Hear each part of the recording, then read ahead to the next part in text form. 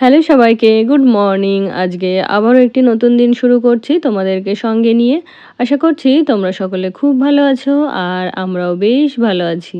আজকে বারটা ছিল শুক্রবার আর এখন ঘড়িতে বেজে গেছে 7:30। তো ঘুম থেকে উঠেছি, উঠে বাসি ঘরটা ঝাড় দিয়েছি, তারপরে আমি একটু ওয়াকিং করেছি আর এখন এই যে ফ্রেশ হয়ে চলে এলাম রান্নাঘরে। তো কি বলতো, ফার্স্টেই ভেবেছিলাম যে আজকে কোনো ব্লগ শ্যুট করব না, তবে আবার মনে হলো যে না, একটু করেই ফেলি, তো তাই আর কি এখন থেকে ব্লগটা শুরু করলাম। তো এদিকে প্রত্যেক দিনের মতো ভাত আর ডালটা বসিয়ে দিলাম আর এখন এই যে যা রান্নাবান্না হবে সেগুলোই কেটে নেব। তো এই যে হাজব্যান্ড বাজার থেকে একটা লাউ এনেছিল, তো সেটাই ভাবছি আজকে রান্না করে নেব। আর এই লাউ ছাড়া সমস্ত সবজিই কিন্তু শেষ হয়ে গেছে। আর এই রোববারেও হচ্ছে বাজারটা করা হবে না, কারণ হাজব্যান্ডের হচ্ছে রবিবারের দিন ভোটের ডিউটি ট্রেনিং পড়েছে। মানে ওদের যে লাস্ট ট্রেনিংটা ছিল সেটা হচ্ছে রবিবারে ফেলেছে। আর এই কদিন তো ওর অফিস থাকবেই, তো সেই জন্য এর মধ্যে আর বাজারটা করা হবে না। তো তারপরে এদিকে দেখো লাউটা খোসা ছাড়িয়ে, লাউটা তো বেশিক্ষণ মানে জলে ভিজিয়ে রাখতে নেই, তাই আর কি লাউটাকে এই যে খোসা ছাড়িয়ে একটুখানি ধুয়ে তারপরে আবার শুকনো জায়গায় রেখে দিলাম। আর আজকের লাউটা করব বড়ি দিয়ে। মাছের মাথাও আছে, তবে যেহেতু ডিপ ফ্রিজ থেকে বের করা হয়নি, তাই আর কি মাছের মাথা দিয়ে করব না, তো বড়ি দিয়েই আর কি তাড়াতাড়ি করে রান্নাটা করে নেব। আর আমার ডিপ ফ্রিজে এতগুলো কন্টেনার জমা হয়েছে, জানি না ওর মধ্যে কি কি আছে।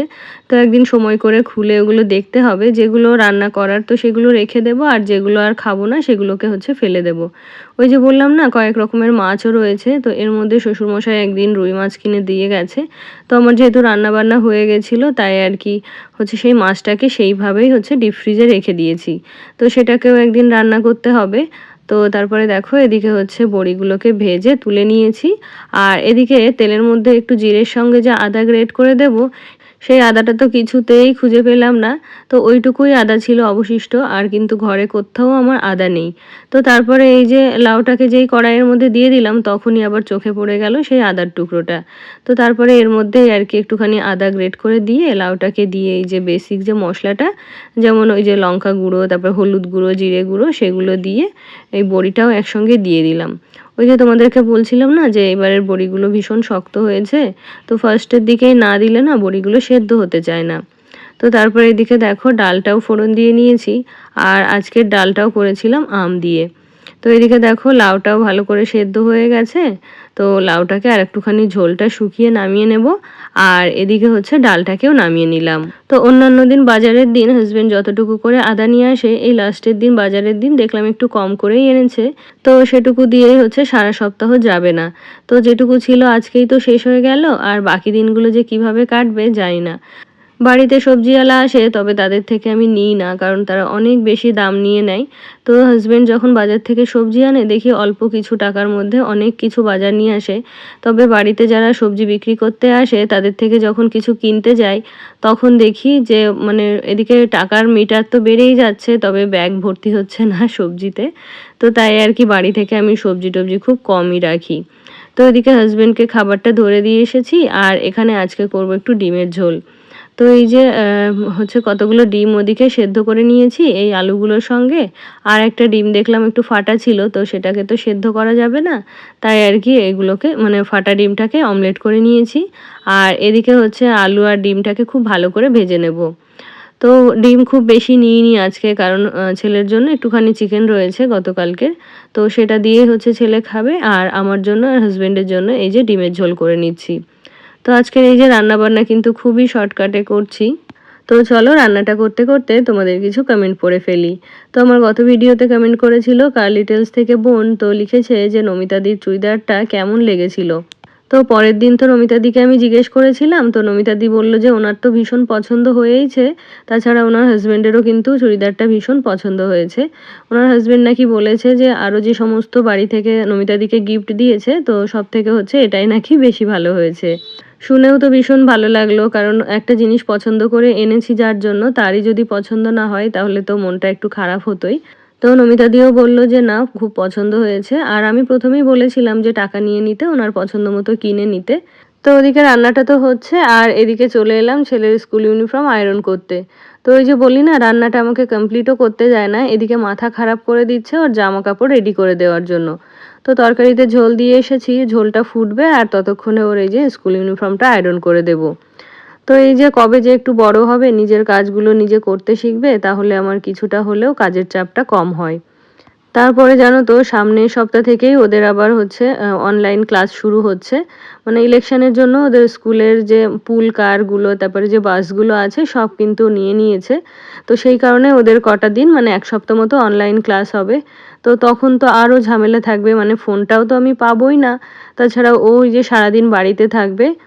আর বাড়িতে থাকলে জানো তো কাজ করে একদমই এগোনো যায় না। তো সেই কারণে কি যে হবে সেটাই ভাবছি। তার উপরে আবার হাসব্যান্ডের হচ্ছে আরও সকালে বেরোবে। সকালে উঠে রান্নাবান্নার একটা তাড়া থাকে। তো সেই নিয়ে মনটাও একটু খারাপ আর একটু টেনশনও হচ্ছে। যতদিন না কাজগুলো মানে ঠিকঠাকভাবে আমি ওই রুটিনের সাথে অভ্যস্ত হয়ে যাচ্ছি, ততদিন একটু মানে টেনশন হচ্ছে আরকি। তো তারপরে দেখো এদিকে এসে ডিমের ঝোলটা নামিয়ে নিয়েছি আর এখন এই যে রান্নাঘরটাও পরিষ্কার করে নিলাম। তো এর মধ্যে কিন্তু ছেলেকে আবার স্কুলেও দিয়ে এসেছি। তারপরে আমার গত ভিডিওতে আরও কমেন্ট করেছিল ঝুমা দিদিভাই, তো লিখেছে তোমার শোকেসের কালারটা খুব সুন্দর। থ্যাংক ইউ দিদিভাই। তারপরে আরও কমেন্ট করেছিল বন্দিতা দিদিভাই, তো দিদিভাই লিখেছে তোমার ঠাকুরের জায়গাটা খুব সুন্দর করে সাজানো, নতুন ড্রেসটা পরে তোমাকে খুব সুন্দর লাগছে। থ্যাংক ইউ দিদিভাই, অনেক ভালোবাসা রইলো। আর কি জানো তো ঠাকুরের জায়গাটা আমি আরও একটু ভালো করে সাজাতে চাই। আর কবে যে সেটা সম্ভব হবে সেটা আমি নিজেও জানি না। তো এদিকে রান্নাঘরটা তো ক্লিন হয়ে গেল আর এখন যাব ঘরদোরগুলো একটু গুছিয়ে নিতে। তো ওই যে বললাম সকালবেলা উঠে শুধুমাত্র ঘর ঝাড় দিয়েছি, তাছাড়া কোনো কিছুই ঠিকঠাক করে গোছাইনি। তো এখন ওগুলোকে একটু ঠিকঠাক করে গুছিয়ে দেবো, না হলে ঘর মোছা হয়ে গেলে না আবার ওগুলো গোছগাছ করতে বা ধুলোবালির কাজ করতে একদমই ভালো লাগে না। তো এদিকে দেখো সিঙ্কটাও ভালো করে পরিষ্কার করে নিলাম আর এখন চলে এলাম এই যে আমার বেডরুমে। তো সকালবেলা যত কিছুই করি না কেন সবকটা বেডরুম গোছানো হলেও আমার এই বেডরুমটা গোছানো হয় না। কারণ ওরা বাবা ছেলের কেউ না কেউ বিছানাতে থাকেই। তো সেই কারণে প্রত্যেকদিন ওরা যখন বেরিয়ে যায় তারপরেই আর কি আমার বেডরুমটা গোছানো হয়। তারপরে আমার গত ভিডিওতে আরও কমেন্ট করেছিল ভারতী দিদিভাই, তো লিখেছে খুব ভালো লাগলো ভিডিও, তোমার কাজ রান্না দেখতে খুব ভালো লাগে।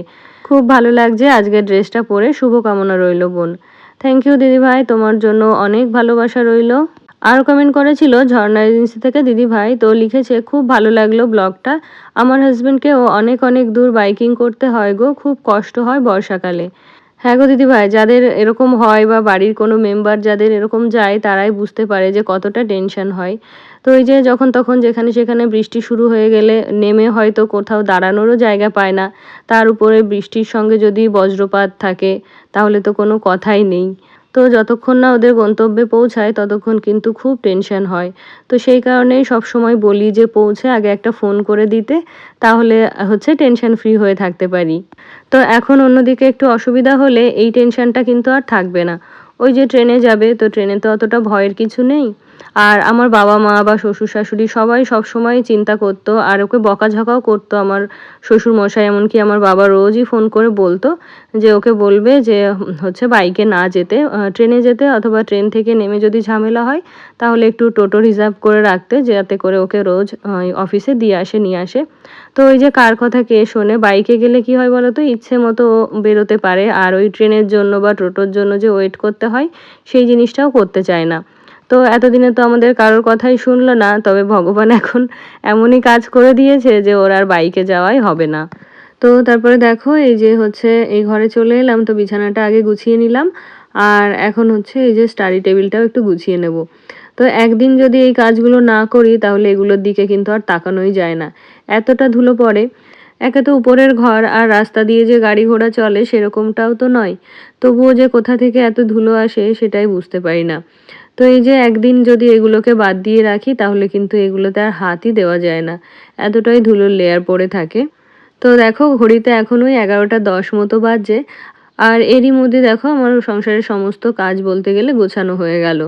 তো এরপরে ওই যে স্নান আর পুজোটা বাকি রয়েছে, তো এরপরে স্নান পুজোটা সেরে নেব। আর এই গরমের দিনে সকাল সকাল সংসারের কাজগুলো হয়ে গেলেই যেন তো ভালো লাগে। আর ওই যে বেলা বাড়ার সাথে সাথে গরমটাও যেহেতু বেড়ে যায়, তো তখন বেলা হয়ে গেলে আর মনে হয় না যে ঘরের কাজকর্মগুলো করি।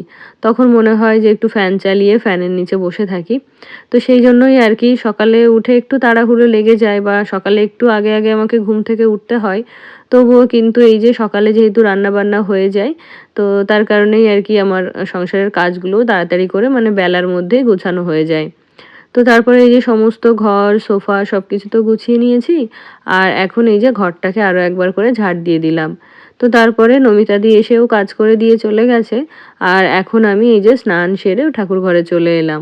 আর জানো তো এই গরমের সময় আমার এই ঠাকুর ঘরটা যে এতটা গরম সেটা বলে বোঝানোর নয়। তো প্রচণ্ড গরম লাগে, তাই আর কি ভাবলাম যে একবারে তাড়াতাড়ি করে পুজোটা সেরে তারপরে গিয়ে চুলটা খুলবো। তো তারপরে তোমাদের সাথে দেখা হচ্ছে এই যে বিকালবেলাতে। তো বিকালে গিয়েছিলাম একটু ছাদে, আর ছাদ থেকে এই যে কিছু ফুল নিয়ে এলাম। তো এগুলোকে হচ্ছে জলের মধ্যে ভিজিয়ে রেখেছি। আর যেহেতু বেল ফুল তাই কিন্তু জলের মধ্যে রাখলে না বেশ ভালো স্মেল বের হয়। তো তারপরে দেখো সন্ধ্যাবেলা হাসব্যান্ড একটু মোগলাই এনেছিল। তো হাসব্যান্ড তো আবার ঝোল ছাড়া খায় না, আর আজকে দেখো মোগলাইয়ের তরকারির সঙ্গে ঝোলই দেয়নি। তো তারপরে আমরা এই যে একটু বেরিয়েছিলাম দোকানে, তো একটা গিফটের জন্য খেলনা নিতে হবে, তো সেটাই নিতে এসেছি। তো গিফট নিতে এলে তো শুধু গিফট নিলেই হয় না, তো এই যে সঙ্গে করে এসছে ওর জন্য একটা মানে খেলনা আমাকে নিতেই হয়। তো গিফটগুলো র্যাপ করা হচ্ছে, আর এখন হচ্ছে দোকানটাকে আমি একটু ঘুরে ঘুরে দেখছিলাম। তো আমরা এসেছিলাম আমাদের এখানে যে পাপেটস বলে একটা টয় শপ আছে, তো ওখানেই। আর এখানকার খেলনাগুলোর কোয়ালিটিও তো ভীষণ ভালো, সেই সঙ্গে দামটাও একটু বেশি।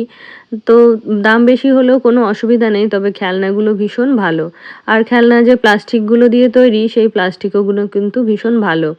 তো গিফটের জন্য এরকম একটা জাইলোফোন নিয়েছি, আর ছেলের জন্য এরকম একটা ট্র্যাকের উপর দিয়ে চলে ওই ট্রেনগুলো নেওয়া হয়েছে। আজকে তবে এখানেই শেষ করছি, দেখা হচ্ছে নেক্সট ব্লগে। টাটা।